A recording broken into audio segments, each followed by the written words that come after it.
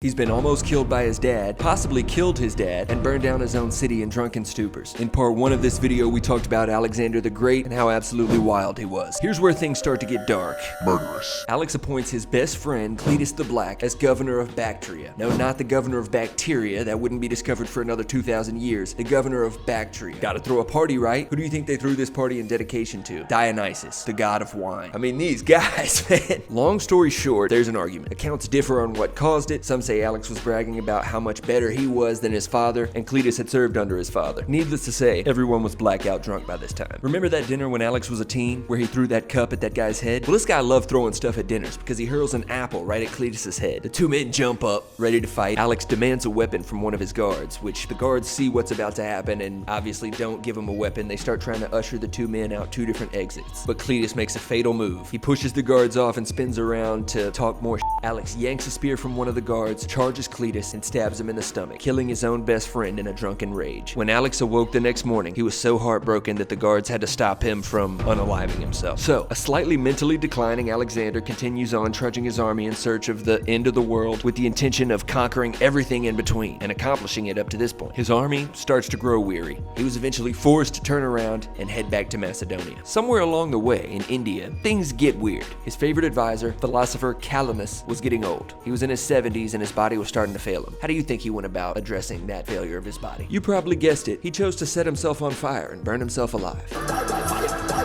And Alex was basically like, dude, what the f? Don't do that. But he couldn't convince him. Eventually, he gave in to Calanus's requests, which was to have the army gather. It was said the army gave one final war cry where even the elephants trumpeted. At this time, Calanus was lit, not the good lit, and it said he didn't even flinch when the flame began. This gained him respect with the troops, which he wasn't around to enjoy, but it also really lowered the morale of the troops. This affected Alexander the worst. What do you think Alex did to cheer him and everyone else up? If you said throw a drinking party, you're a genius, because that's correct. This time, Alexander chose to up the stakes. He, as the king, put up a large sum of money that was to go to whoever drank the most wine that night. By the end of the night, 41 men were on the floor. 41 guys passed out, right? That's gotta be some crazy heavy drinking. No, they weren't passed out, they were dead. 41 men died at the party from alcohol poisoning. The winner still stood, a soldier from Alexander's army, Promachus. Promachus drank 13 liters of wine that night. Now, if you're thinking, hey, that's BS, there's no way he drank 13 liters of wine and lived. You'd be correct, because he died 3 days later from alcohol poisoning. Unfortunately, Alexander himself died about a year later at 32 after another wild drinking party. It's not known if it was the alcohol, an illness, even an intentional secret poisoning, but most likely it was the alcohol. There's a ton of other wild stories about this guy. Let me know if you want to hear more about him. Let me know if you want to hear a different historical figure. Subscribe. I love y'all. Peace.